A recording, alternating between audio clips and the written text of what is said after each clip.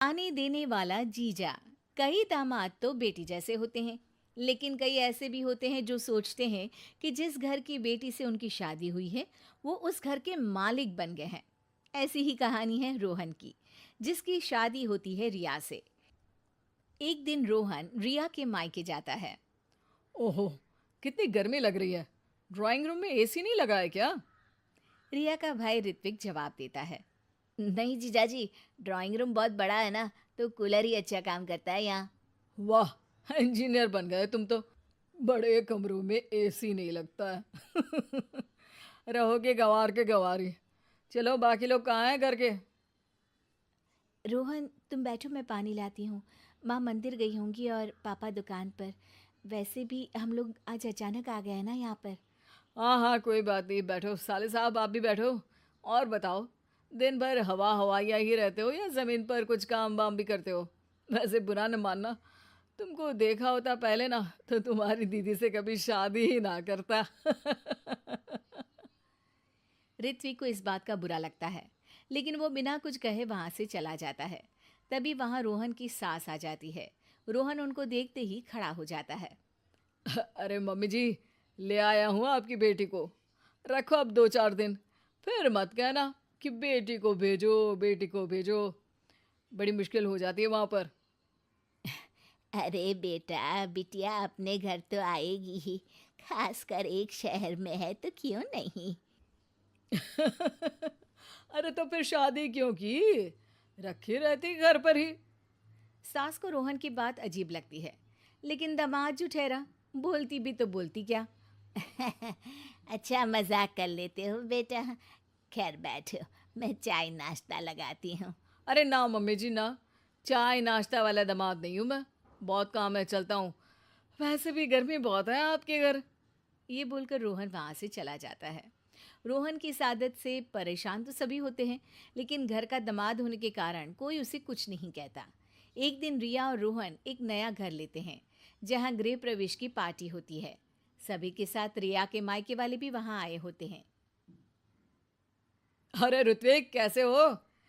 कई लोगों के सामने रोहन ऋत्विक यानी कि अपने साले से हालचाल पूछता है। ठीक हूँ मैं जीजाजी, आप सुनाइए। हम सुनाते नहीं, दिखाते हैं।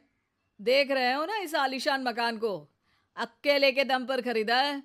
तुम्हारी तरह नहीं, बाइक उठाई और हो गए हवा हवाई। ऋत्विक को गुस्सा आ जाता है। तभी वहां रिया आ जाती है।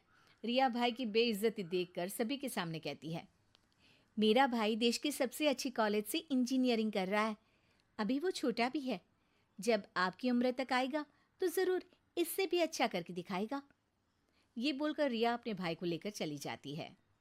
दिन और साल बीतते जाते हैं, और अब ऐसा दिन आता है जब रोहन की बहन राधिका की शादी होती है, एक बड़े ही संपन्न घर के प्रशांत के साथ।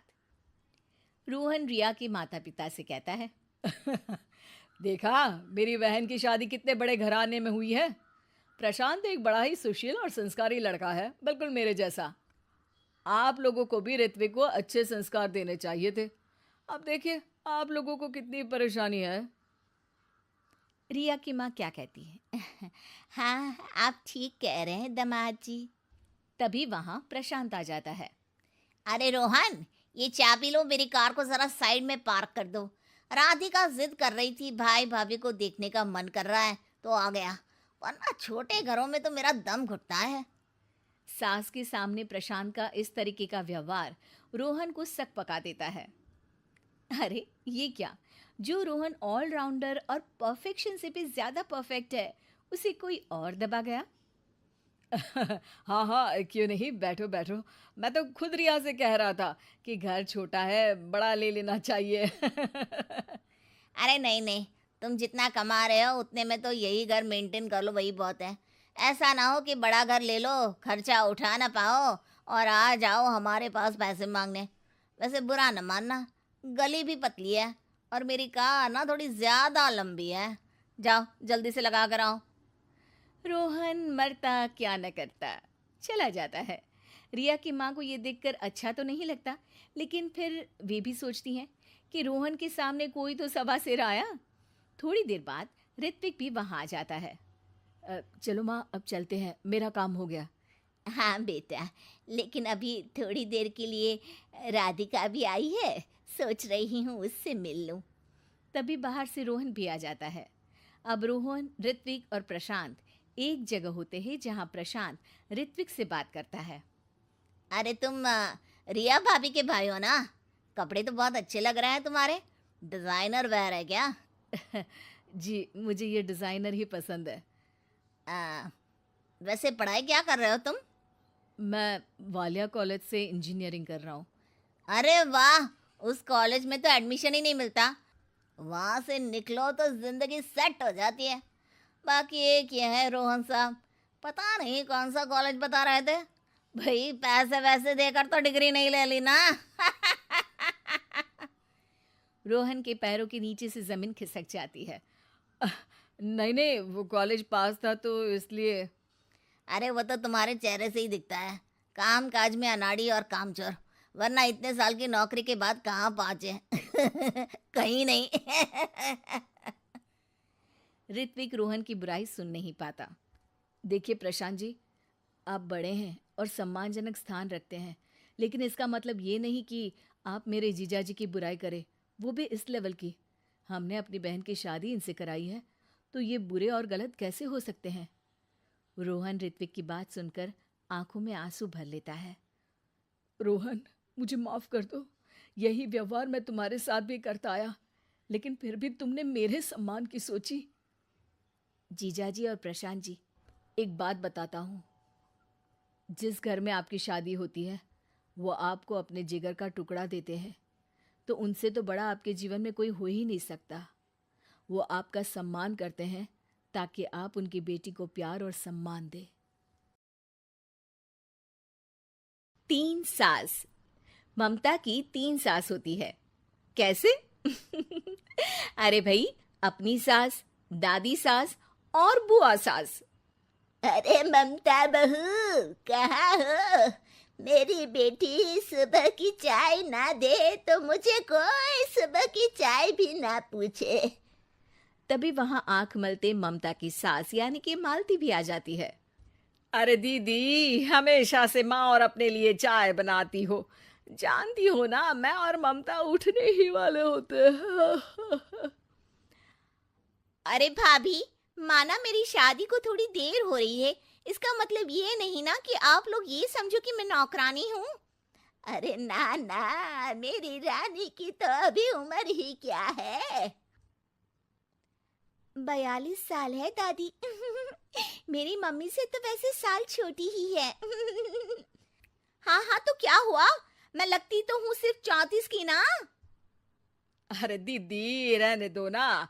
अब 34 की तो तुम तब भी ना लगती थी जब मेरा राहुल हुआ था। बुआ सास को गुस्सा आ जाता है और सारा गुस्सा निकलता है ममता पर। अरे क्या बड़ों के सामने खड़ी होकर ही कर रही हो? जाओ जाकर खाने का इंतजाम करो। और हाँ, मेरी सारी कपड़े छत पर सूख रहे हैं, उन्हें उतार कर प्रेस कर देना। और सुनो, कल जल्दी उठ जाना, अचार और पापड़ बनाने हैं। ये बोलकर वो वहां से चली जाती है। बेचारी ममता सारा काम कर कमरे में जाती है तो उसे थकी हारी देखकर राहुल बोल पड़ता है। अरे मेरी बीवी को क्या हो गया? इतनी मुरझाई हुई सी क्यों लग रही हो? लोगों से एक सास नहीं झेली जाती, और मेरे पास तो 3-3 सास है। न जाने पिताजी ने क्या देख लिया इस घर में। चलो अब जल्दी सोना है, कल जल्दी उठकर अचार और पापड़ बनाने हैं। पता नहीं इस मुसीबत से कब छुटकारा मिलेगा। एक तरीका है। क्या? बुआ की शादी करवा दी जाए तो वो घर से चली जाएंगी और फिर आराम ही आराम। इतनी पुरानी इमारत है तुम्हारी। कौन करेगा शादी? देखो, मुझे ना एक आइडिया आया है। क्यों ना हम बुआ के लिए रिश्ते का विज्ञापन दे दें? जो करना है करो, बस मुझे इस मुसीबत से छुटकारा दिला दो। अगले दिन घर की घंटी बजती है और एक बुजुर्ग सा आदमी एक औरत के साथ आ जाता है। हमने सुना है इस घर में शादी लायक कोई लड़की है। इस घर की सबसे छोटी मैं ही हूँ और मेरी शादी हो चुकी है। और तुम तो मेरी बेटी की उम्र की हो। मैं तो अपनी उम्र की लड़की की बात कर रहा हूँ।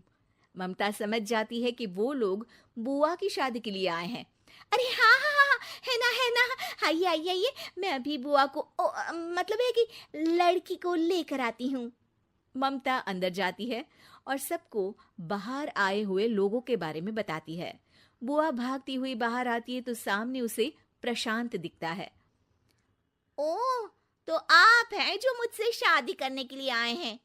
हाँ हाँ, आप तो मुझे बहुत पसंद है। बोलिए कब करनी है शादी? तभी वहां माँ आ जाती है। अरे चुप कर बेशरम, अपनी शादी की बात खुद ही करेगी। हाँ भाई, तो ये बताओ कि लड़का कमाता कितना है? कमाता? अरे भाई, कमाई की उम्र तो निकल गई, अब तो बचाया खा रहा है ये। वाह वाह, ये तो और अच्छा है, सारा दिन घर में ही रहेंगे। हाँ दीदी, अब बुढ़ापे में कहाँ काम पर जाएंगे ये। क्या कहा? बुढ़ापा? अरे ना जी ना, मेरा भाई तो अभी जवान है। और हाँ, हमें लड़की के बारे में तो कुछ बताओ। लड़की? वाह बुआ वाह। चल जा, सबके लिए चाय लेकर आ। अ, मेरी बेटी तो गाय है, बिल्कुल गाय, जो जहाँ बोल दे वहाँ बैठ जाए। इतनी सीधी है कि घर में कौन कौन रहता है ये भी पता नहीं इसको। हमें तो लगा था कि कोई लड़की है। ना जी बाबा, नाना, किसी गाय वाय से शादी ना करेंगे हम अपने भाई की। जी वो सासू माँ का कहना था कि लड़की बहुत सीधी है। वो क्या है ना, जब लड़की के गुणों का बखान करना होता है तो लड़की को गाय और सीधे लड़के की तुलना गधे से की जाती है। तो आप समझिए कि मेरा भाई तो पूरा का पूरा गधा है, वो भी उच्चतन क्वालिटी का।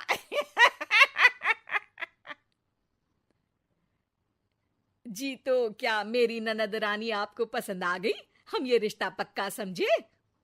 ममता मन ही मन दुआ करती है कि बस अब सारा दिन काम कराने वाली बुआ सास अपने घर को विदा हो जाए। लेकिन जैसे ही लड़की की बहन ये सुनती है, जोर से बोल पड़ती है। देखिए, हमें तो लड़की और घर में कोई बुराई नजर नहीं आई है। बस आप लड़के को पसंद कर लीजिए, दोनों की शादी मंदिर में करवाकर आप लोग ले जाइए लड़का अपने घर। लड़का घर? अरे क्यों भला, लड़के का घर नहीं है क्या? वो क्या है ना, शादी के बाद से मेरे साथ ही रह रहा है। लेकिन आप लोग तो जानते हैं कि आजकल की बहुएं अपनी सास को ही बनाकर खिला दे तो बहुत है भाई। सास के भाई को कौन खिलाता है। अब मैं भी बूढ़ी हो चली हूं तो सोचा इसकी शादी करवाकर इसे कहीं घर जमाई बनवा दूं। तो कब करानी है शादी? ममता ये सुनकर घबरा जाती है और जोर से चिल्लाकर कहती है, नहीं नहीं, हमें नहीं करवानी बुआ की शादी। तभी कमरे में राहुल आ जाता है। अरे क्या हुआ ममता?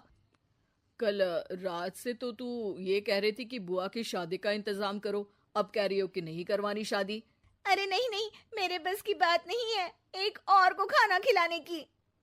अरे एक रिश्ता आया है बुआ के लिए, लड़का अकेला है और अपनी बहन के साथ रहता है। ऐसा रिश्ता तो बिल्कुल नहीं चलेगा राहुल। ठीक है, मैं चली बुआ का काम करने, लेकिन उनकी शादी ना बाबा।